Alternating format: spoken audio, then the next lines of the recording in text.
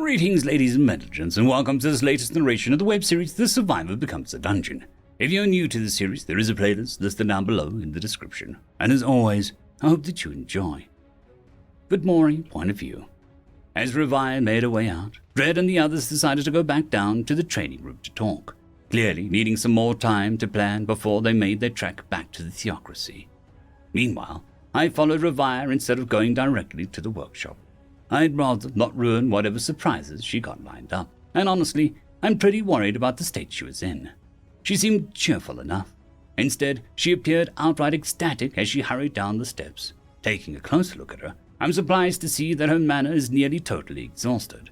While her mana heart still pulsed steadily, the 4 rings swirling around her heart are thin and faint. From what I know about magic, if she's able to sustain most of her bodily needs through mana alone, then there is no surprise that she looks so worn out, as badly as she does now. What have you been up to? No wonder you look terrible. Your mana is nearly depleted. Revi just smiled to herself as she continued her descent. I just wanted to make myself useful, and I may have gotten carried away. No worries though, I'll get something to eat soon and sleep later, and I'll be fine soon enough, she mused as she gave her dismissive wave with her hand. Besides, you'll see soon enough, though I am grateful that you're accompanying me. It's nice to know that you haven't gone ahead and looked at my work before I could show it to you myself, she mentioned, as she cast a glance in my general direction. Before long, we were approaching the Spitter Wolf Den when we came across Historietta. She was harassing/doting on one of the wolves standing guard at the mouth of the cave, though if the wolf's tail was anything to go by, it didn't mind. I went ahead and conjured myself a green ball of light, just so Historietta knew I was around, having it hover around Revi's shoulder on our approach. Historietta happened to glance our way, a smile on her face at first, and a look of worry made its way over her expression as she looked over at Revi. Whoa, you look wiped out. Are you alright? She asked before glancing at something and frowning a little more. You exhausted your mana, didn't you? You're also entirely sleep-deprived, aren't you? She stated knowingly before glancing over at my ball of light. Don't you have labor laws in your world? Why are you overworking her? She asked accusingly. She clearly cared for Revi, and I suppose it would make sense since she'd likely known her longer than I have. Before I was able to make my case, Revi spoke up with a smile as she held up her hands in placating manner. It's okay, Your Majesty. I lost track of time with the project I took on without Vidmori's approval. I promise, it is not his fault. Historietta appeared to be satisfied, but she still looked concerned for Revi as I pitched in.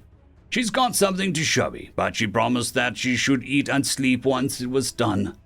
With that, she appeared to relent for now as she returned to casually fondling one of the Spitter Wolf's fluffy ears before looking over at me.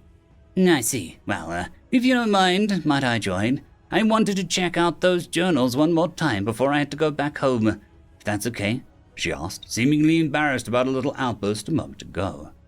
I didn't see anything wrong with that, and I was just as worried about Revi when I saw her, so I could see where she was coming from. Sure, I don't mind if you come along, and feel free to look at the journals. It's not like I can do anything with them. With that, Historietta appeared to relax visibly and smiled as she bobbed her head. Thanks, Vidmori. She then looked over at Revi and smiled a little more. Lead the way. With that matter settled, the two made their way inside the den. Lugosi didn't seem to be among the wolves, but the she-wolf that appeared to be in charge of the affairs within the den watched the duo as they crossed, her eyes not leaving them until after they made their way out of the den and out of sight. Soon enough, they made their way into the workshop, and the first thing I spotted was the wooden soldier from before. Only it looked nothing like it did before. Revi stood beside the workstation as she gestured to the wooden figure and flashed a grin. Ta-da! I rebuilt the wooden soldier. Honestly, I ended up taking the whole thing apart, but I made sure to reuse the wood. It was such a high quality that it would have been a waste not to, she explained as she looked over her work. It looked almost lifelike, and the face, I recognized the face. That's my face. This is me, isn't it? How did you know what my face looked like, let alone the rest of my body? I couldn't help but ask, though looking at it again, I realized why it took me a moment to recognize my own face.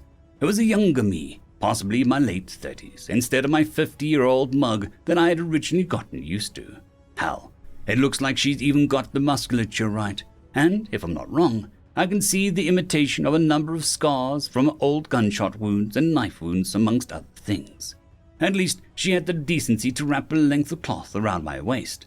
Though, before I could worry too much, I took a peep at my younger copy and saw that she had decided not to be as detailed down there as she had been with the rest of my body. "Dude, you were jacked as an old man, weren't you?" Historietta said with a mix of amusement and awe as she looked over my younger copy. "I mean, I kinda had my doubts, but between all of your titles and your build, I can easily see that you were a badass Revia told me about." She mused as she poked at my wooden abs, looking at one of the scars that trailed along them. My already piqued curiosity ended up growing even more curious as I watched Revia intently. She suddenly appeared rather bashful, her cheeks and tips of her ears becoming noticeably red as she brought her hands to her face to hide her expression, and failed terribly while doing so. As a mage, and with a particular field of study and knowledge, I am able to dreamwalk and review my dreams or others for an outsider's perspective. You may have unintentionally shared many memories with me over the last several weeks, and I may have thoroughly explored them while I slept." Her ears were very slightly flicked as she became even more red before clearing her throat. I etched an illusion spell into the primary gen to have your avatar appear as lifelike as possible once you take control of it, to help with accuracy. I reviewed many of the memories I had already seen to figure out the details of your physical form." She then swallowed, her embarrassment becoming even more pronounced somehow. "Before I made sure to pass by these memories quickly to respect your privacy. However, for the sake of detail, I had to refer to many memories while you bathed and occasionally skinny-dipped with your beloved. You never revealed as much skin that I needed to refer to as any other circumstance, especially during your physical peak."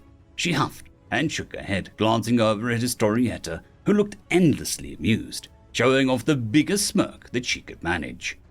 I am not sure how I feel about this. I'm flattered that she put in that much effort, but now I can't help but see her as a peeping Tom and voyeur after she mentioned which memories she ended up referring to accomplish these goals. "I see. Well, tell me how you made this. I'm not seeing any knife marks on the wood, nor do I see any wood shavings or any dust from sanding and wood down anywhere around here." Revia cleared her throat, appearing rather eager to accept the change in the topic as she looked over to my orb of light. "You're absolutely right. I actually didn't carve any wood at all. I used a technique that's similar to the method we elves used to build the sentinels that guard our grand archives. Normally, this process would take the average artificer several days to charge the wood with enough mana to weave it like threads, let alone actually shape it and weave the wood into a humanoid form.